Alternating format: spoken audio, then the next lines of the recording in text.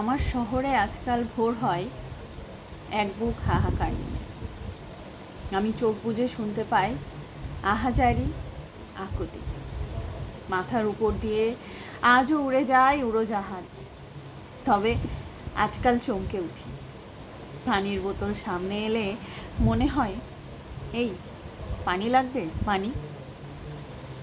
রাতগুলো নেমে আসে এক বুক ব্যথা নিয়ে।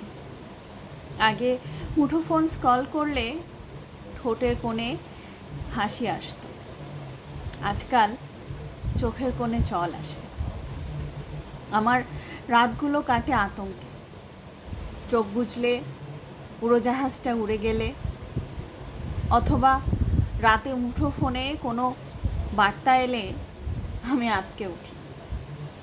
কোনো রাতে গণহত্যা, কোনো রাতে ডাকাত হামলা, কোনো রাতে ভালোবেসে প্রতিবেশী পানির দরজা খুলে দিয়ে ঘুমন্ত মানুষকে চিরতরে ঘুম পাড়ানি গান শোনাই।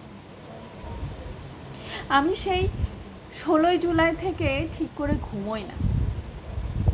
আবু সাইদ থেকে মুগ্ধ, অথবা নিশিকাব্য, হিয়ামণির লাল জামাটা, সেই লাল ক্লিপটা।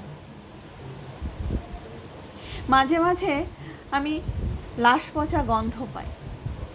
মনে হয় প্রকাণ্ড এক গণকবরের মাঝে আমি শুয়ে আছি। আমি লাফিয়ে উঠি, ঘুমটা আর হয় না। আমি আমার দেশে, আমার ঘরে স্বস্তির একটু ঘুমাতে চাই। ধন্যবাদ।